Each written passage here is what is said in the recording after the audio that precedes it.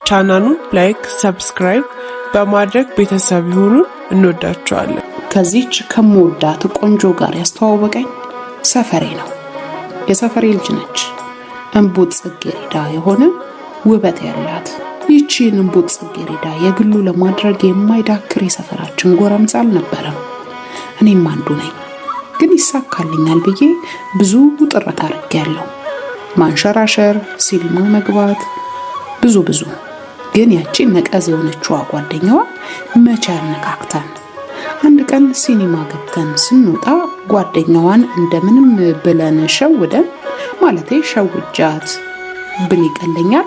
አንድ ለአንድ የምንገናኝበት ሰዓት ደረሰ። ወደ ሰፈሯ እየሸኘዋት ነው። ወደ ቤቷ አቅራቢያ ቆምን።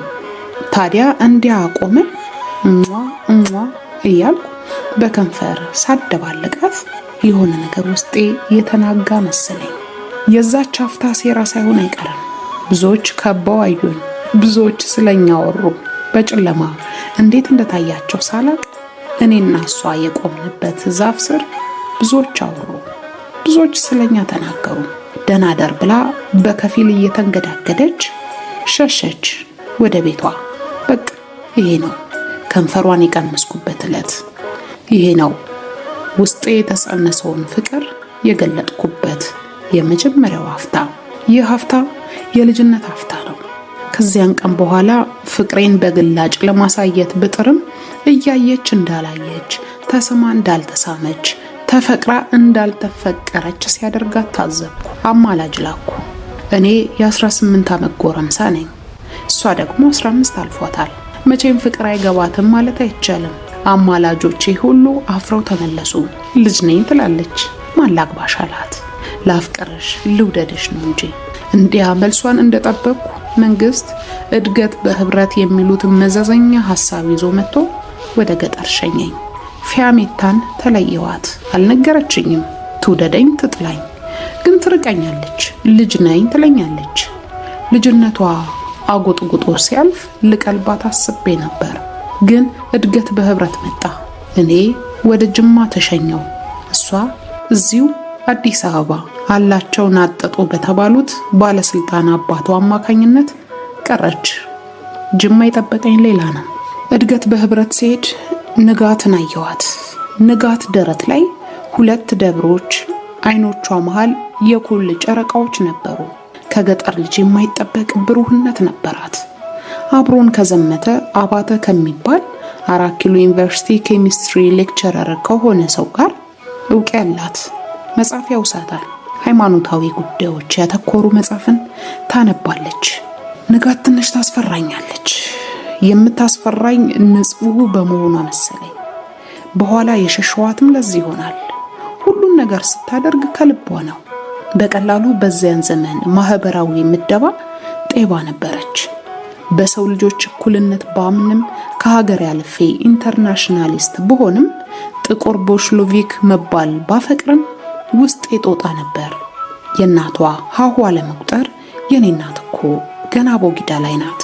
የአባቷ የአቶ ገርሙ በግ ነጋዴ መሆን ቅር ያሰኘኛል። አንዴ ጉርሙ ከርሷ ጋር ጉዳይ እንዳለኝ እያወቀ ግን ያላወቀ ይመስለ ቤታቸው ጠላ ስጠጣ ካገኘኝ የበግ ግልገል ባለንጋ እየገረፈ ወደ ግቢው አስገብቶ ይህችን ቅዳሜ እናርዳታለን አትጥፋ ሲለኝ ከልጁ ጋር እንድጣበቅ እንድቀርለት የሚለምነኝ ይመስለኛል። ከአዲስ አበባ ሊያሸፍተኝ ማታ ማታ አንዳንዴ እትዬ ፈቃዷ ጠጅ ቤት ሲያገኘኝ ነገ ብቅ በል ንግድ አምሯል ጓደኞችህንም ይዘና ይለኛል። ሳላዳላ ካስታወስኩና ካሰብኩት ሳላዳላ ካሰብኩትና ካሰላሰልኩት ከንጋት ጋር ድብቅ ጊዜ አሳልፈናል። ድንቅ የሆነ የሙሉ ቀን መሰለን ያምርባታል የተሰኘውን ዜማ እየቆመቆመን ከንጋት ጋር እናቷ በሚቀዱልን ጠጅ እንሰክራለን። በሚያጎርሱን ፍትፍት ፍቅራችንን እናደራለን። ንጋት ታምነኛለች። ልቧ ውስጥ እንዳለው ሁሌም ትነግረኛለች። የኔ ልብ ግን ባዶ ነው። ፊያሜታን ብቻ ነው አዝሎ ይዞረው። ገጠር ስገባም ይሄ አባዜ አልለቀቀኝም። ግን ካምፓችን ባገኘዋት በዚህች ውብ የዋህ ሴት ፍቅር መነደፍ አቃተኝ። የዋህነቷ፣ ገርነቷ ይደንቀኛል። ቻይ ነች። የምትችለው እኔን አይደለም፣ ሽሽቴን ትችላለች። መጸየፌን ትችላለች። ገጠሬ ነች ብዬ እንደምርቃት ታውቃለች።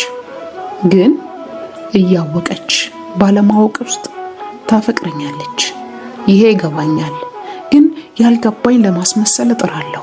ንጋት አንድ ምሽት ክንዴን ጨምድዳ አቅፋ እሱ ላይ ፊቷን አስደግፋ ጸነስኩ አለችኝ። አውቃ ያረገዘች መሰለኝ።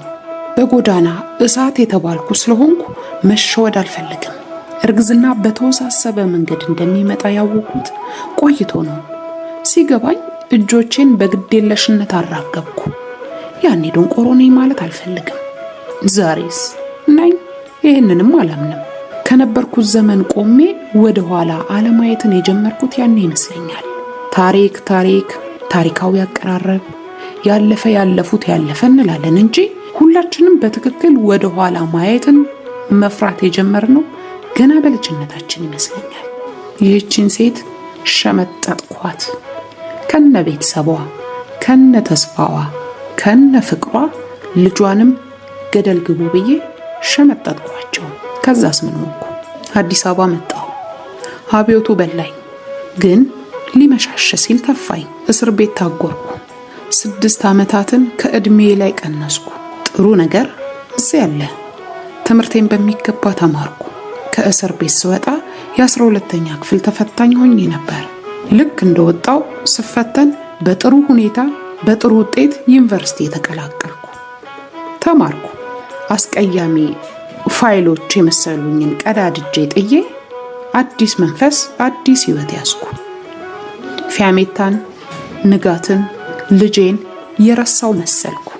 ሌላ ሰው፣ ሌላ ህይወት፣ ጥሩ ደሞዝ የሚበላ፣ ጥሩ ስራ ያለው፣ ጥሩ ቤት ውስጥ የሚኖር፣ የሚያዛዝ ሰራተኛ ያለችው ጥሩ ሰው፣ ጥሩ ወንድ ለመምሰል ሞከርኩ። እዚህ ጋር ሌላ ህይወት መጀመር ነበረበት። በእኔ ሞኝነት በሌሎች ሴቶች ላይ ብልጥ መሆን ፈለግኩ። ዳግም ህይወት አማረኝ። ሚስት አገባው። ሚስቴን እሸነግላታለሁ። አጉል የምወዳት አስመስላለሁ። እሷም ተሸወደች። ልጅ በልጅ ላይ ቀፈቀፈች። ይሄ ለሰፊው ቤቴ ችግር አልነበረውም። ደሞዜም እንኳን 12 ልጅ 42 ልጅ ብትወልድ ያንቀባረራል። ግን አንድ ነገር የለኝም፣ ፍቅር የለኝም። ለዚህችኛዋ ሚስቴም የምሰጣት እንጥፍጣፊ ፍቅር አልነበረኝም። ፊያሜታ ጥቅልል አርጋ ይዘዋለች። ያቺ ከንፈሯን ብቻ ያቀመሰችኝ ምንዋንም ያላጋራችኝ የልጅነት ልቤ ላይ የታተመችው ፊያሜታ ልጄንም ቤቴንም ትዝታዬንም ሰርቃኛለች። ሲመሽ ሲነጋ ስለሱ አስባለሁ። ከስር ከተፈታው በኋላ ወደ መኖሪያ ቤቷ ሄጄ እናትና አባቷን ጠይቄ ነበር። አሜሪካ እንደሄደች ነገሩኝ። አድራሻዋንም ሰጡኝ። ጽፌላት ነበር። መልስ አልነበራትም። ቤተሰብ ጋር ስደውል ስለኔ እንደማታነሳም ነግረውኝ ነበር። ይህ ሁሉ ተስፋ አላስቆረጠኝም ነበር። ግን መቆየት፣ እድሜ መጨመር ትዝታን የሚያደበዝዘው መሰለኝ። እሷን የፋኩ መስሎኝ ይህችን ሴት አገባው። ቤቴን በልጅ ሞላቸው፣ በሀብት ደረጀው። ፍቅር ግን ባዶ ነው። ከዚህች ጋር ሆኜ ያችን አስባለሁ። ሰሞኑን እንዲህ ሆነላችሁ። ንጋት ያ አርግዤልሃለሁ ያለችውን ልጄን አንጠልጥላ እዚህ አዲስ አበባ ላይ ከተማለች። ነርሲንግ ምናምን እየተማረች ነው አሉ። ጥሩ ሴት እንደነበረች አውቃለሁ። ተወደኝ እንደነበረም ይገባኛል። እንደዛ ባትወደኝ ቤተሰቦቿ ፊት አክብራ አትቀርበኝም ነበር። ወላጆቿም እንደዛ ይንከባከቡኝም ነበር። ባይተዋርነቴን አስረስተው ከቤታቸው ከማጀታቸው አስገብተው መሶባቸውን ገልብጠው ሰጥተውኝ፣ እኔ ግን የበላውበትን ወጭት ሰባሪ ሆኛለሁ። አንድ ጉድ በሉልኝ። ይህቺ ሴት ይባስ ብላ ጎረቤቴ ሆናለች። ልጄን በወጣው በገባው አያለሁ። እኔን አይቶ ይሄንን ልጅ ቢያይ ማንም የኔ ልጅ ስለመሆኑ መመስከር የሚችል ይመስለኛል። ይህቺ የኔዋ ሚስት እንደው ጉዳዩን ከሰው ባትሰማም ቀልቧ ነግሯታል። ሌላ ልጅ እንዳለኝ አውቃለች። ግን ሲፈጥራት ቻይ ሆና አንድም ቃል አትተነፍስም። ሌላው ጉድ ደግሞ መጥቷል። ፊያሜታ ከውጭ ሀገር ጠቅልላ እዚሁ እኛ ሰፈር በተወለድንበት ቀዬ በቤተሰቦቿ ግቢ ኑሮዋን ጀምራለች። ስወጣ ስገባ ልቤ ትርክክ ይልላታል። ደፍሬ ማናገር አልቻልኩም። እርሷ እስከነ መፈጠር የሚረሳች ይመስለኛል። እኔ ግን የበፊቱን ቁስሌን በእንጨት የነካችው ይመስል ዳግም ይጠዘጥዘኛል። እንዲሸርልኝ እንዲድንልኝ እሷ መድኃኒቴ ነች እያልኩ ነው። ትዳሬ አደጋ ላይ ነው። ውጭ የተወለደው ልጄ በሬ ላይ ነው። ፊያሜታ ልቤ ላይ ናት። ከማን ልሁን?